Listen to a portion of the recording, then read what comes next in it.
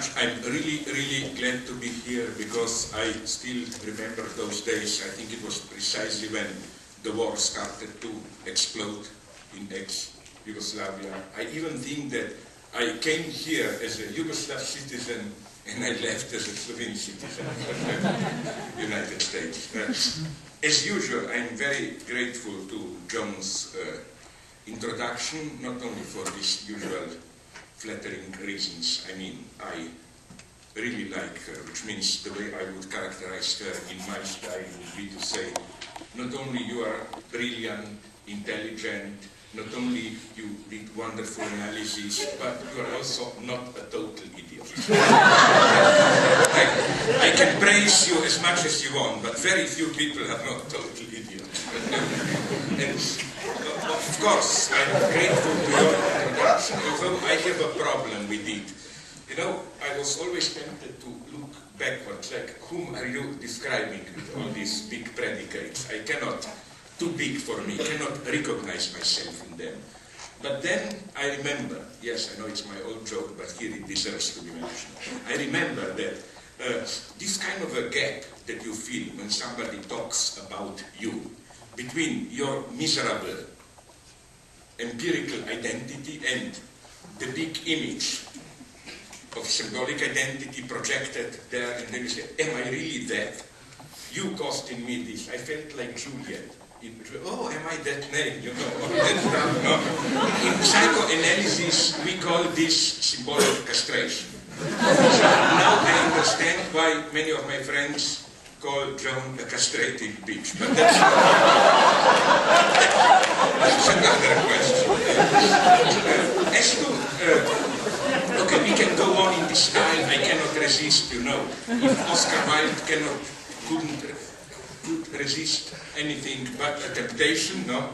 I can resist anything but a bad taste remark, if there is a chance. So when you said all these paradoxes and so on, how I jump from the highest to the lowest, no? You are still the cause of my most extreme jump. No, it's not about you personally. I remember when we debated about what I still think is Joan's greatest, breakthrough in the sense, if I were to choose a single theoretical contribution of Joan, it is of course her classical essay on the euthanasia of reason, that is to say, to cut a long story short, the reading of Lacan's formulas of sexuation, sexual difference along the lines of the Kantian distinction between mathematical and dynamic sublime, where it's a wonderful reading because it goes against Kant's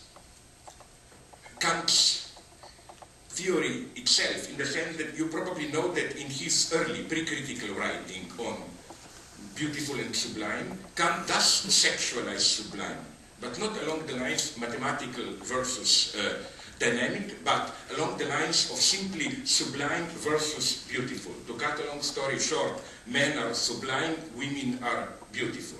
And I think you did the correct move, which escaped to Kant, of discerning the sexual difference already within the sublime itself, along the two modes of sublime, mathematical sublime as feminine, following Lacan's formula of sexuation, dynamic sublime as masculine. Now comes, sorry, then, you know, it's like I feel a duty to go through the obscenities and then, so that then we can do some work.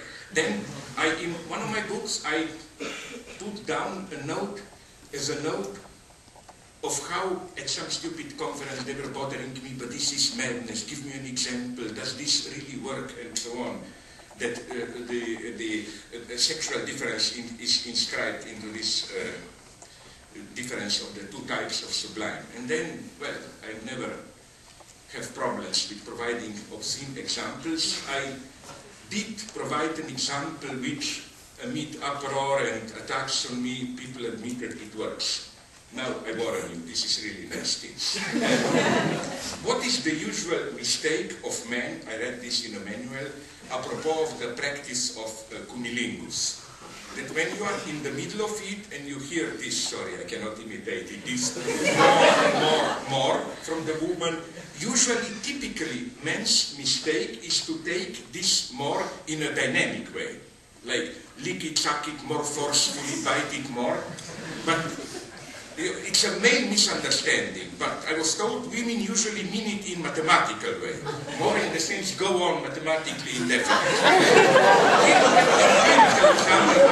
You don't agree from your practice? Okay, I had to go through this, I'm sorry. Talk to me. Now, let's begin with serious things. We'll still through the tour. You mentioned many Bibles, no? And I noticed you will burn in hell that you didn't mention the Bible. The one. Which Bible? Are you so... The Bible, the one. No? And I really mean it. I'm not kidding here. The reason I wrote, some people think I'm crazy, 3 books praising the Christian legacy and so on and so on. It's not that I'm a secret fundamentalist or what. It's that I really think that the ultimate core of Christianity, of the Christian experience, however we call it, is something worth fighting or worth fighting for. And here Christianity rejoins Hegel. In what sense? Let me very simply state my view. If there is a work which I think is critique of ideology at its 0 level, the first book of critique of ideology, I think it's the book of Job in Old Testament. Because just think what happens there. You know, things go bad for Job, and then what happens? So we have a catastrophe. As you know, we get 3 priests who are archetypal ideologists. Why? They came and each of them simply tries to provide a meaning to justify the catastrophe. You know how it goes. The first one says, no, God is just, so think more deep. Think deeply. If you suffer, it means you must have done something wrong, even if not. The second one says, this may be a test, God is testing you, blah, blah. The point is that each of them somehow justifies or provides the meaning of the catastrophe that did strike Job. But then, you know the nice surprise, when finally God himself appears, he explicitly takes side of Job. He says all that those 3 theologists, whatever a theological friend of Job said is wrong, every word of Job's complaint is right. That's the minimal gesture of critique of ideology. To reject ideology. And I don't want to lose your time in going deeply into how precisely the 3 types of ideology that the 3 teachers or those theological friends who present are precisely the 3 fundamental forms of ideology.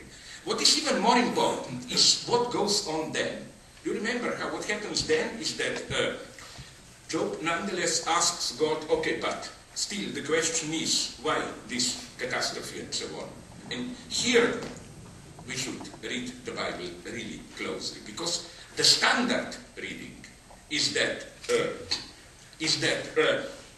God's answer is ultimately arrogant, just insisting on his infinite beyond abyss. You know, all those lines, all the monsters I've created, lions, I don't know this, that, where were you? Like, in other words, I'm infinite in the wealth of different appearances. Look, who are you to complain? Nobody, you don't get it, and so on.